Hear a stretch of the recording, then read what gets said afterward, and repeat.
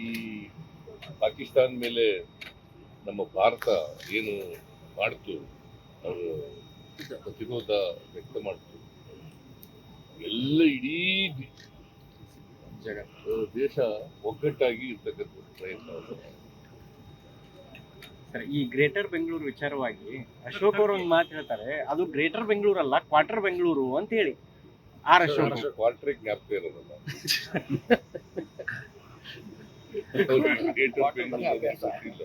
Quarter ಮಾತ್ರ ಗೊತ್ತಿರೋದು.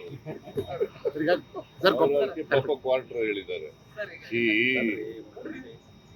ಬೆಂಗಳೂರನ್ನ ಅನ್ವೀಲ್ಡಿ ಆಗಿದೆ ಅಂತ ಹೇಳಿ, ಇದನ್ನ ಬೆಂಗಳೂರು ಡಿವಿಷನ್ ಮಾಡಬೇಕು, ಡಿವೈಡ್ ಮಾಡಬೇಕು ಅಂತ ಹೇಳಿ ಯೋಚನೆ ಮಾಡಿದವರೇ ಬಿಜೆಪಿಯವರು. ಸುರೇಶ್ ಕುಮಾರ್ ನಗರಾಭಿವೃದ್ಧಿ ಸಚಿವರಾಗಿದ್ದಾಗ ಇದನ್ನ ಯೋಚನೆ ಮಾಡಿದ್ರು. ಆಮೇಲೆ ನಾನು ಬಂದ ಮೇಲೆ ಅನ್ವೀಲ್ಡಿ ಆಗಿದೆ. ಬಿಕಾಸ್ ಇವತ್ತು 1.5 ಕೋಟಿ ಜನ ಇದ್ದಾರೆ.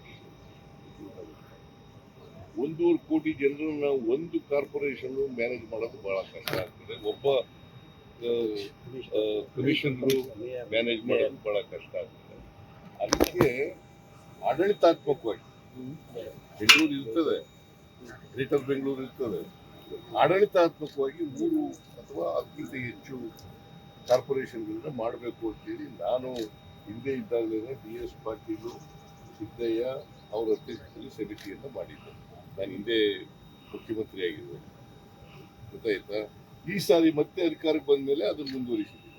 ಸರ್, ಕೊಪ್ಪಳ MSPL ಬಗ್ಗೆ ಏನ್ ಸರ್ ನಿಮ್ಮ ಗಲ್ಡೋಟ ವಿಚಾರವಾಗಿ ಸರ್, ನೀವು ಕೆಲಸ ಸ್ಟಾಪ್ ಆಗತ್ತಂತಂದ್ರಿ, ಬಟ್ ಈ ಕೆಲಸ ಚಲೋ ಇದೆ ನೀವು ಹೇಳಿದ್ರಿ ಸರ್. DC ಅವ್ರು ರಿಪೋರ್ಟ್ ಕೊಟ್ಟ ಮೇಲೆ ಆಮೇಲೆ ನಾವು ತೀರ್ಮಾನ ತಗೊಂಡ್ವಿ. DC ಅವ್ರನ್ನ ಕೇಳಿದ್ರೆ ನನಗೆ ಅಧಿಕೃತ ಅವ್ರು ಬಂದಿಲ್ಲ ಅಂತ ಅವ್ರು ಹೇಳ್ತಾರೆ. ನೀವು ಸ್ಟಾಪ್ ಮಾಡಾದ್ಮೇಲೂ ಕೂಡ ಸರ್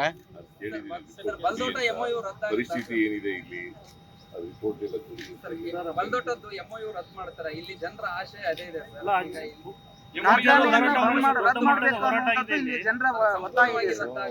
ಹೇಳಪ್ಪ ಇಲ್ಲಿ ತಮ್ಮ, ಈಗ ಅವರು ಜಮೀನ್ ತಗೊಂಡಿದ್ದಾರೆ. ನಾನು ಮಾಡಿರೋದು ನಿಜ, ಅದನ್ನ ಕೆಲಸ ನಿಲ್ಲಿಸಿ ಅಂತ ಹೇಳಿರೋದು ನಿಜ. DC ರಿಪೋರ್ಟ್ ಕೊಟ್ಟ ಮೇಲೆ ಅದ್ರ ಮೇಲೆ ನಾವು ಈ ಮುಂದೆ ಏನ್ ತಗೋಬೇಕು ಅನ್ನೋದನ್ನು ತೀರ್ಮಾನ ಮಾಡ್ತೀವಿ. ಸರ್, ಈಗ ಗಂಗಾವತಿ ಶಾಸಕರು ಅನರ್ಹರಾಗಿದ್ದಾರೆ ಸರ್. ಜನಾರ್ದನ್ ರೆಡ್ಡಿ ಅವರು ಅನರ್ಹ ಆದ್ರು, ಬಹಳ ಪೈಪೋಟಿ ಇದೆ. ಕೋರ್ಟ್ನವರು ಅವ್ರಿಗೆ ಶಿಕ್ಷೆ ಕೊಟ್ಟರಲ್ಲಿ 7 ವರ್ಷ ಕೊಟ್ಟ ಮೇಲೆ ಸಂವಿಧಾನ ಏನ್ ಹೇಳ್ತದೆ? ಏನಪ್ಪ ಹೇಳ್ತದೆ ಸಂವಿಧಾನ? ಬೈ ಎಲೆಕ್ಷನ್ ಸರ್ ನಾವು ಕೇಳ್ತೀವಿ. ಬೈ ಎಲೆಕ್ಷನ್ ಡಿಕ್ಲೇರ್ ಮಾಡಿದ್ರೆ ಎಲೆಕ್ಷನ್ ಕಮಿಷನ್ ಏನು ಎಲೆಕ್ಷನ್ ಮಾಡೇ ಮಾಡ್ತಾರೆ.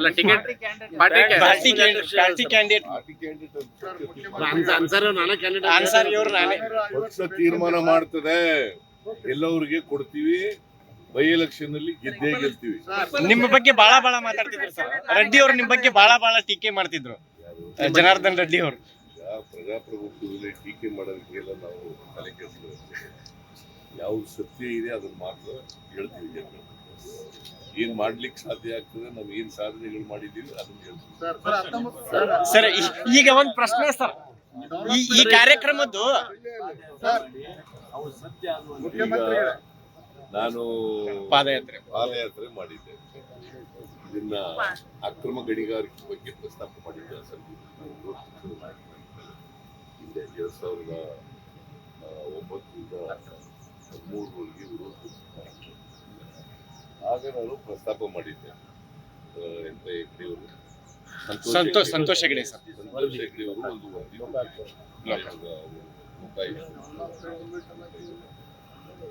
ಆ ವರದಿ ಆಧಾರದ ಮೇಲೆ ಅಕ್ರಮ ಗಣಿಗಾರಿಕೆ ಪ್ರಸ್ತಾಪ ಮಾಡಿದೆ.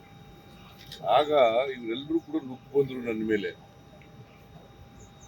ಯಡಿಯೂರಪ್ಪ ಆದಿಯಾಗಿ, ಜನಾರ್ದನ್ ರೆಡ್ಡಿ ಆದಿಯಾಗಿ ಇವರೆಲ್ಲ ನುಗ್ಗು ಬಂದ್ರು. ಆಗ ನಾನು ಹೇಳಿದೆ, ನೋಡಪ್ಪ, ಅವ್ರು ಏನ್ ಹೇಳಿದ್ರು, ಬಳ್ಳಾರಿ ಬರ್ರಿ ಅಂತ. ನಾನು ಹೇಳಿದೆ, ಬಳ್ಳಾರಿ ನಡ್ಕೊಂಡೆ ಬತ್ತಿ ನಡಿಯೇ ಇಲ್ಲ, ಏನಾಗುತ್ತೆ ನೋಡೋಣ. ಅದ್ರ ವಿರುದ್ಧ ಹೋರಾಟ ಮಾಡೋದಾದ್ರೆ ಇವತ್ತು ಫಲ ಸಿಕ್ಕಿದೆ. ನಾವು ವಿರೋಧ ಅಕ್ರಮ ಗಣಿಗಾರಿಕೆ ಯಾರು ಮಾಡಿದ್ದಾರೆ ಅವ್ರಿಗೆ ಶಿಕ್ಷೆ ಆಗುತ್ತೆ, ಮತ್ತೆ ಅಕ್ರಮ ಗಣಿಗಾರಿಕೆ ನಿಲ್ಬೇಕು. ಇದನ್ನ ನಾವು ಹೋರಾಟ ಮಾಡಿದ್ವಿ.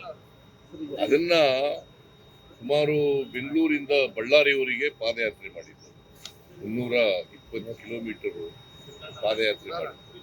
ಅವತ್ತು ಕೊನೇ ದಿನ ಲಾಸ್ಟ್ ಡೇ ಕನ್ಕ್ಲೂಡ್ ಆಗಿದ್ದ ದಿನ ಬಳ್ಳಾರಿ ತಲುಪಿದ ಮೇಲೆ ನಾವು ಅಲ್ಲಿ ಒಂದು ದೊಡ್ಡ ಸಭೆ ಮಾಡಿದ್ದು 4-5 ಲಕ್ಷ ಜನ ಸೇರಿ ಒಂದು ದೊಡ್ಡ ಸಭೆ ಮಾಡಿದ್ವಿ. ಹೇಳಿದ್ದೆ ಅಕ್ರಮ ಗಣಿಗಾರಿಕೆ ನಿಲ್ಲಿಸ್ತೀವಪ್ಪ, ಇದು ಹೋರಾಟ ಮುಂದುವರಿಸ್ತೀವಿ, ಅಕ್ರಮ ಗಣಿಗಾರಿಕೆ ನಿಲ್ಲಿಸ್ತಕ್ಕಂಥದ್ದು. ಯಾರು ತಪ್ಪು ಮಾಡಿದ್ದಾರೆ, ಯಾರು ಇನ್ವಾಲ್ವ್ ಆಗಿದ್ದಾರೆ, ಜನಾರ್ದನ್ ರೆಡ್ಡಿ ಇರ್ಲಿ ಯಾವನೇ ಇರ್ಲಿ, ಅವರಿಗೆ ಶಿಕ್ಷೆ ಮಾಡಿಸ್ತೀವಿ ಅಂತ ಹೇಳಿದ್ರು. ಕೋರ್ಟ್ನವರು ಶಿಕ್ಷೆ ಕೊಟ್ಟಿದ್ದಾರೆ. ಲಾಸ್ಟ್ ಎಲೆಕ್ಷನ್ ನಲ್ಲಿ ಸಿದ್ದರಾಮಯ್ಯ ನನಗೆ ಹೆಲ್ಪ್ ಮಾಡ್ಯಾರ ಅಂತ ಹೇಳಿದ್ರು ಸರ್ ಜನಾರ್ದನ್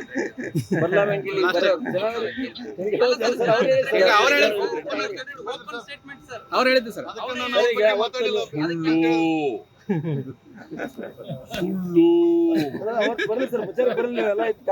ಜನಾರ್ದನ್ ರೆಡ್ಡಿ ಯಾವ ಪಕ್ಷಕ್ಕೆ ಹೋಗಿದ್ರು? ಯಾವ ಪಕ್ಷಕ್ಕೆ ಹೋಗಿದ್ರು? ಬಿಜೆಪಿ. ಯಾವ ಪಕ್ಷಕ್ಕೆ? ನಾನೇ ಬಿಜೆಪಿ ಅಲ್ಲ ಇಂಡಿಪೆಂಡೆಂಟ್ ನಿಂತಾಗ ಸರ್ KRPP ಇಂದ ನಿಂತಾಗ ಸರ್ ನಮ್ಮ ಯಾರು ಅನ್ಸಾರಿ ಸರ್ ಇಕ್ಬಾಲ್ ಅನ್ಸಾರಿ. ನನ್ನ ಜೀವನದಲ್ಲಿ, ರಾಜಕೀಯ ಜೀವನದಲ್ಲಿ 50 ವರ್ಷಗಳಲ್ಲಿ ಬಿಜೆಪಿನ ವಿರೋಧ ಮಾಡದಷ್ಟು ಬೇರೆ ಯಾರು RSS ಬಿಜೆಪಿಯನ್ನು ವಿರೋಧ ಮಾಡದಷ್ಟು ನಾನು ಯಾರನ್ನು ಕೂಡ ವಿರೋಧ ಮಾಡಿದ್ದೆ. RSS ಬಿಜೆಪಿ, RSS ಬಿಜೆಪಿ ಬರ್ಕೊಳ್ಳಿ.